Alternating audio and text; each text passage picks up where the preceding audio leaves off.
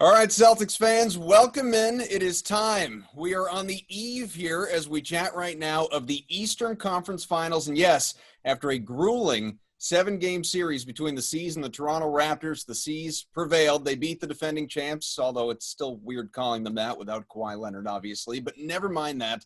They go to the conference finals. They're part of the Final Four and get ready for the Miami Heat. No Milwaukee Bucks, obviously no Raps. It's all about the C's and the Heat. Who would have thought after years of thinking, of course, they're going to get to the NBA Finals with the likes of Kelly Olynyk and Jay Crowder? Well, now those guys are on the other side standing in their way of contending for a championship. Let's get into it. Adam Kaufman, my producer, Evan Valenti, and Steve Bulpett, who I know everyone out there is very familiar with, of course, covered the Boston Celtics, the entire NBA for decades with the Boston Herald. And Steve, we are anxious to see where you land next, if for no other reason than because nobody is as plugged into that organization as you are to this day. And we miss your coverage dearly. Well, it's nice of you to say. Nice of you to fib for me. I appreciate that. No, we mean it sincerely and really appreciate you taking the time to be here with us. And I know that obviously you have still been following everything very closely and watching the NBA. And before we even get into the C's specifically, not enough can be said about how strange life is right now and the pandemic and all that has gone along with it. I hope that you and yours are staying safe and healthy and happy. And just as you watch the NBA and this bubble environment, I'm sure in all your years, you never could have envisioned anything like this. No, I mean, ever since I stopped taking drugs, I never thought, I never took drugs. No, it's crazy, but it's funny. Like the road team won every game, right? In the Boston-Toronto series. Sure. This is more pure basketball. This is, if you try to eliminate variables to figure out which is the better team. Well, a lot of that's gone now, without the travel, without the home crowd, without, whatever. This is a purer way to decide, if we're looking at, figuring out which team is the best. This is the kind of environment that probably is the better way to get it done. You like that? Just as an NBA fan, I know for years, for decades, we've said talent wins in the NBA more than any other sport. Ultimately, that is going to be the team that has the champion with very rare exception. You think of that Pistons team almost 20 years ago at this point. That was not the most talented team, top to bottom. It didn't have that superstar player, but typically there are the Jordans, more recently the LeBrons, obviously the new big three in Boston back in 2008. But right now it really is, to your point, it's about the best team out there on the floor. It no longer necessarily is these guys that deal the best in all of those variables of home court advantage and home crowd and travel and on and on. Yeah, I mean, look, that's a positive of it, being able to see it in a purer form. But overall, it's a negative, because if you look at how the NBA came back into prominence, it was Bird, Magic, the Lakers, and the Celtics in the early 80s. The late 70s, the NBA, they were looking to contract teams. That's a real thing that was in the works to happen. And Bird and Magic, Boston, LA, West Coast, East Coast, that stuff, that drama is what enhanced the league, brought it back. And Michael Jordan once those guys had put it on solid footing. I mean, we're still talking about a league that had its finals games on tape delay, or excuse me, not on tape delay, but on out of prime time. Excuse me. And so that the league was created by that drama, by the fans. People were watching these games. Like basketball, people will like now. They'll enjoy watching the pure basketball, but if you just took all the basketball fans in the country, that's a relatively, it's a smaller portion than NBA fans. NBA fans, you're talking about adding in people who care about the atmosphere, the crowds, the frenzy, all that stuff, the drama. And I think that you lose a lot of that in this situation. But just pure buckets, if you're looking for a positive out of this mess, then that would be it. Well, with the NBA right now, and obviously we are gearing up toward this Final Four, I know over in the West, either way, well, most especially for the people that want LA, Lakers, Clippers, there are tons of superstars. In the East, it's not necessarily the case. You know, you have an all-star in Kemba Walker. Gordon Hayward, if he returns, he's been that player, and hopefully he will be again. We'll talk about him. Jaylen Brown will be an all-star at some point. I think most people are convinced of that. Jason Tatum, he is a superstar in the making. Some would say he already is, and very young guy and so successful. And then you have Jimmy Butler on the other side, who's never been at this stage in all his years and all his stops in the NBA. So there's a lot of newness to this conference final on the East side. Now, normally we save predictions for the end. I want to get there right off the hop. I think Celtics are going to win this 1 in 6, and I want your thoughts, and then we can get into the how and what. Well, I'm not much of a predictor, but the way I look at those things is if each team were to play to its maximum, who would win? And I think that if the Celtics play to their max, they win the series. But that doesn't mean they will, because Miami plays a style that can easily take the Celtics away from what they do, that can really injure the way the Celtics want to play. So I don't think it's a solid that Boston wins this at all, even though if you look player for player, you'd say, oh, I'll take Boston's guys over their guys. I just think it's going to be a lot more complicated than that. That in mind, what do you think C's fans should be most concerned about for this series? What makes, what's the most dangerous obstacle, I suppose, on the Heat side? Well, the most dangerous obstacle is the Heat have so many good outside shooters that if those guys are allowed to get on a roll, forget about it. No matter what you do, it's not going to matter because Miami they've got good 3-point shooters, and they'll be good against good defense. But if you start letting those guys hit shots, contested threes, and they get into that groove, it's going to get wild. So to me, the series comes down to this. The Celtics defensively have to be locked in. You saw them that way a lot against Toronto, but not all the time. And that's where they got in trouble. The Miami will hurt you even worse than Toronto could. So I think, perimeter defense, ball pressure, keeping the Heat from making that first pass or making it easily that gets them into their offense. And they don't necessarily need to pass. They're a good dribble handoff team. They're a good catch and shoot team. Again, they've got guys that just can get their shot off quickly. And in Jimmy Butler, you're looking at the reason why the series against Philadelphia was easy and why the series against Miami won't be. Philadelphia, that was a huge mistake. They should have done whatever, including, chains, athletic tape, whatever, to keep Jimmy Butler in Philadelphia, because that team Philadelphia just so mismatched. But in Jimmy Butler, you had a guy who could go get his own shot. And Philadelphia really didn't have that afterward. And now Miami does have a guy like that. So, if it's a handful of points game down into crunch time, Jimmy Butler's the kind of guy who can win that kind of game. And they've got Duncan Robinson's going to be huge in this series, keeping him in check if you can. They've got guys at Tyler Herro who will just, wind up from somewhere in downtown Orlando and fire away.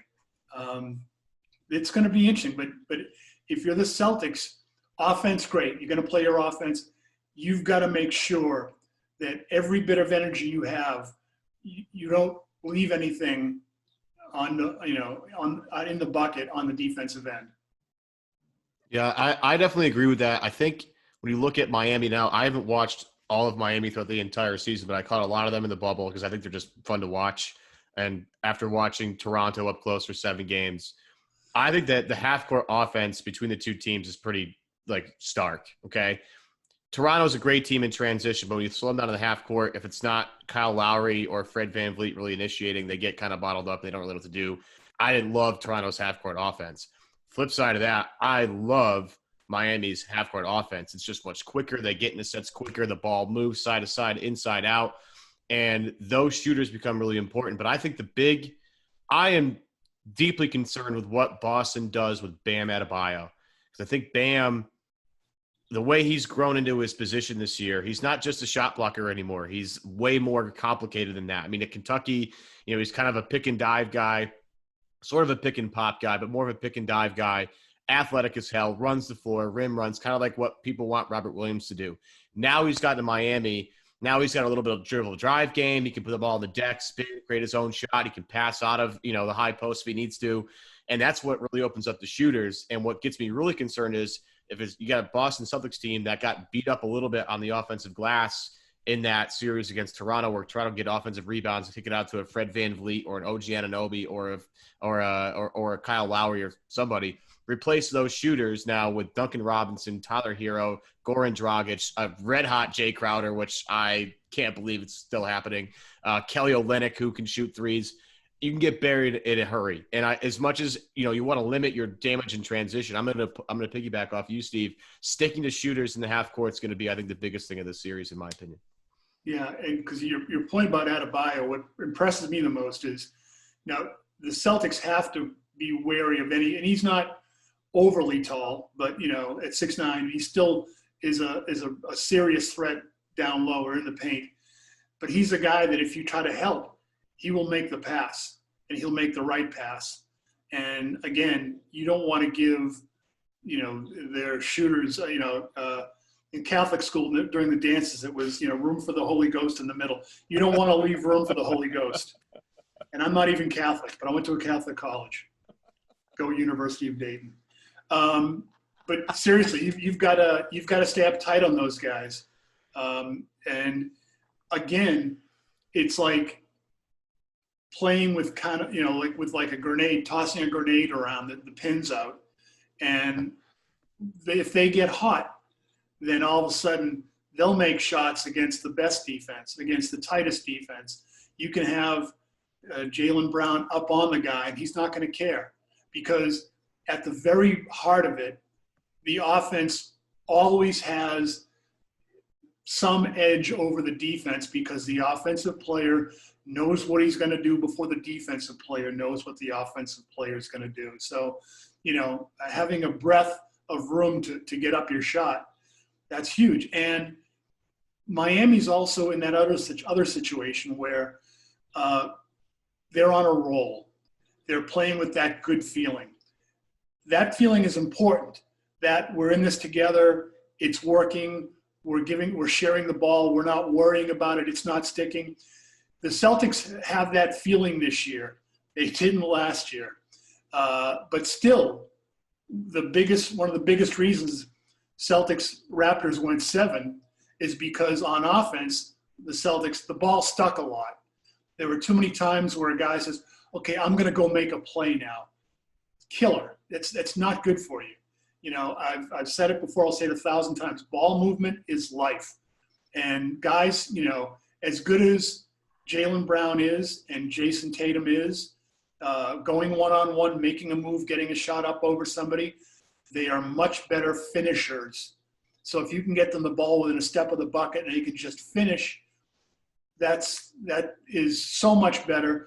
And again, ball movement it's what keeps guys, an open shooter shouldn't have had to go with like 4 possessions without touching the ball. And this is what, the Celtics need to do. We talked a lot about their defense, but offensively, that's got to be the plan as well. The ball can't stick. A guy that we have not really talked about, Marcus Smart, was excellent in that Toronto series. I think opened up a lot of eyes when it comes to his fan club. People know this listening to this show. If I'm not the president of that group, I'm certainly on the board. Big Marcus Smart guy, and I think a lot of people are who watch him day in and day out. I imagine you're the same. But what I'm wondering is, going into this series, if in fact Brad Stevens is correct in that we will see Gordon Hayward at some point, we know he's been ruled out for game 1 with that ankle injury, but he's back in the bubble. He's working out, he's practicing, he's getting closer. Who knows? Maybe game 2 on Thursday. We take these things day by day. What impact does that have on Smart? Is Hayward, when he returns, coming off the bench? Is he eating into Smart's minutes? Is Smart worrying about eating into Hayward's minutes? How much rust could there possibly be after such a long, it's going to be a full month, if not 5 weeks away from playing since they opened up the playoffs when he suffered that injury in game 1. So how quick is the hook from Stevens to go back to what worked against Toronto? What is the impact here from Gordon Hayward when it comes to his factoring in as really an X factor, for lack of a better way of putting it? I think you cannot know the answer to that right now. It's hard to figure out, how is he going to come back? How they're going to use him? I'm not sure. And you could easily start him, but what Marcus Smart gives you defensively to start a game off is invaluable. Then again, you look at the Celtics, Marcus Smart is in the starting lineup after halftime, and how terrible the Celtics been to start the third quarter. Yep. So, and I'm not putting that on Marcus Smart, but what Gordon Hayward does is he lengthens your good. He takes what you can do well and ball movement and all these things, and he makes other guys better.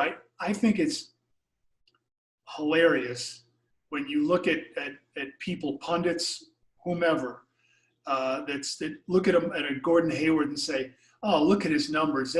You're paying this much for this here, and he ain't any good. Look at his, he's only scoring this much. This is terrible." But if you really look at Gordon Hayward's numbers, they're incredibly good.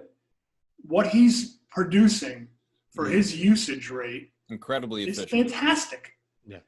Now, having said that, I wrote a couple of years ago that what's funny here is that if you didn't know what you were getting fully when you drafted Jason Tatum, you didn't know he was going to get this good this fast. Mm-hmm. Would you have spent all that money on Gordon Hayward?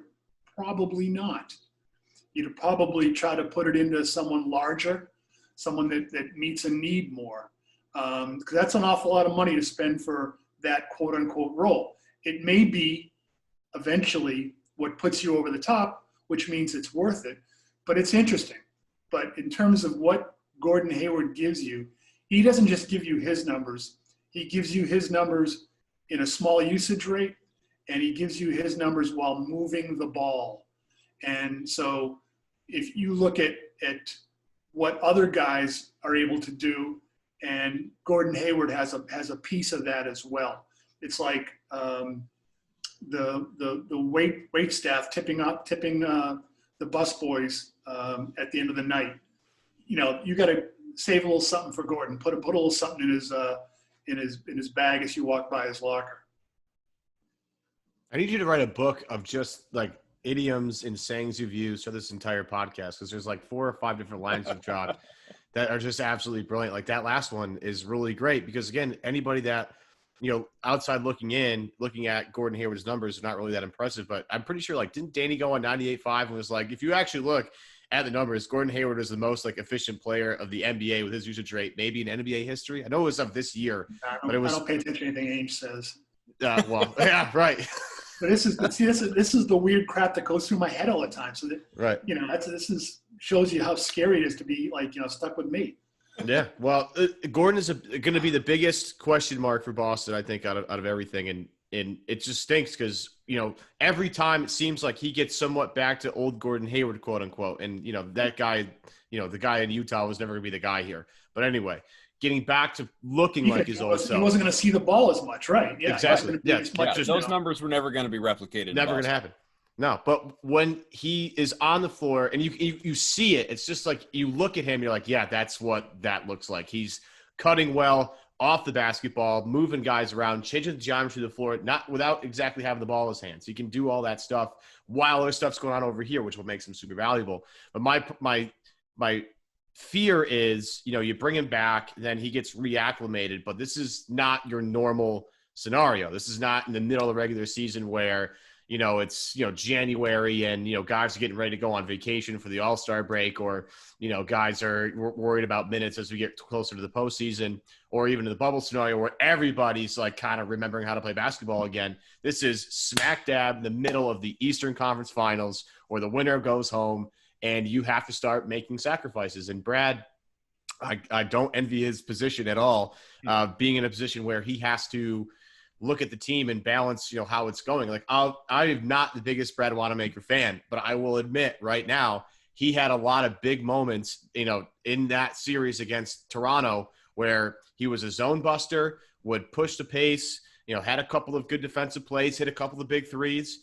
And that's the guy I look at. Maybe Gordon replaces, not necessarily a Smart's minutes at all, because I think Smart just has to be on the floor for the big moments, whether it's starting or closing or anything in between.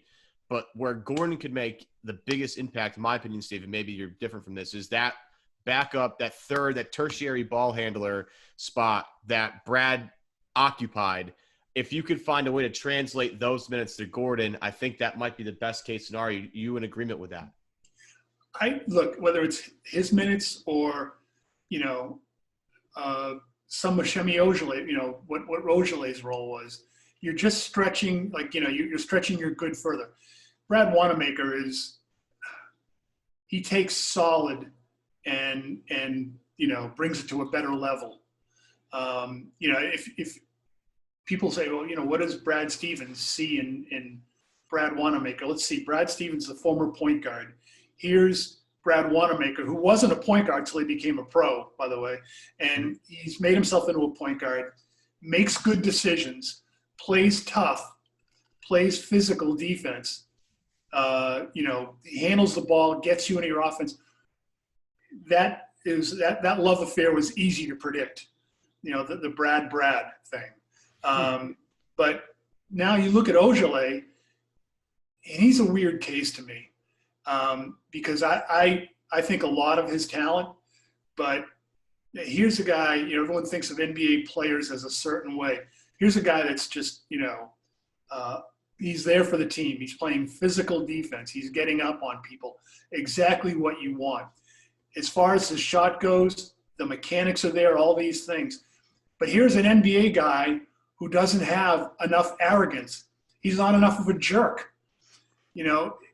This is a guy that, when he and I have talked about it, in more colorful language, it's like you need to be more of more of an. Anyway, there you go. But it's seriously, because he's a guy that should be saying, like, I get the ball, it's going up, take this, have lunch, but he gets the ball, and sometimes he'll hesitate. Sometimes he won't. He had some good shots in the Toronto series, but a couple times you watch enough basketball, you can see when a guy's playing or shooting with confidence and when he's not. And he may say he has confidence. He may actually, that's, confidence is, where it's at for a shooter. I've got my theory on it. It's, if you're ready to shoot or not. The great players in the last couple minutes of the game aren't great because they're just talented. It's because they have the greater belief that their shots are going in. In the case of a Larry Bird, and I think it's practice. He got up so many shots that at the end of the game, he's like, subconsciously, I don't think Larry sat down and wrote this out in longhand, but it's like, I've earned the right to make this shot. And that's the kind of mental approach that has to be. I think I know that Shemi works hard enough, and I know he's got all the right things in his mind as far as he's playing the right way. But anyway, we kind of got off on a Shemi tangent, but I think that's where some of Gordon's minutes could come. But then again, like you're saying, they could just come from Brad Wanamaker, because they may want to keep Shemi's defense as part of that, use his fouls or just use his get up in someone's face on the perimeter, that ability. Because you're going to be switching a lot.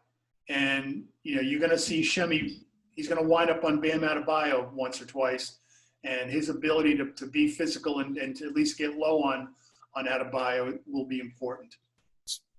Steve Bulpett here with us. And Steve, this will be the last one for me because we don't want to keep you forever. But obviously we've talked all about how the Celtics are good, how the Heat are good, when these two teams are at their best. One aspect we have not specifically honed in on are the coaches, because had, the C's gone down to Nick Nurse and the Raptors. And Nick Nurse obviously is the coach of the year. He's an excellent coach, won a championship last year. I'm taking nothing from him, but I do believe, as most people did, despite seeding, Celtics were the superior team to the Raptors, and they played like it throughout the majority of that series with a couple of blowout wins. To go up 2-0 in that series, to have double-digit leads in Game 6, in Game 7, the controversial call, obviously, with Kemba not getting fouled. They lose that game in the double overtime. If the C's had lost, not that it would have mattered. Brad Stevens just signed an extension. Nobody in their right mind would have been calling for him to go anywhere. I certainly wouldn't have been. I don't think either of you would have been either, but you would have heard it. Some in the national media and local as well would have said, this guy can't win. Celtics need to make a change. Well, now he's going up against Eric Spoelstra, who obviously, he's been to the mountaintop. He has coached to NBA Finals championship wins. He is at a point now that Brad has been, but not ultimately succeeded to where he wants to be. What is the coaching breakdown in this series for you? Well, I think that in this situation, I don't think anyone's going to get beat by a coaching mistake. And, if you look at how Toronto played, if I'm Toronto, I probably would have wanted to see Ibaka more. And let's take a step back for a second. And I mentioned this to a friend the other day. The Celtics have to be happy as hell that the Raptors last year traded Jonas Valanciunas away, because that's the kind of guy that really used to hurt them inside. And they weren't getting hurt inside as much. Siakam was a little fidgety inside and all that, but so I probably would have wanted to see, if I'm a Toronto fan, I would have wanted to see Ibaka more. But anyway, I think at least you can take it off the table in this series that that one of the coaches is going to make a mistake. You look at the Celtics last year again, in the playoffs, and I don't think you can find fault with what Brad Stevens coached them or was telling them to do. I know you can find huge fault with their ability or willingness to execute it, to play together, to believe in one another. And at a certain point, that is out of the coach's hands.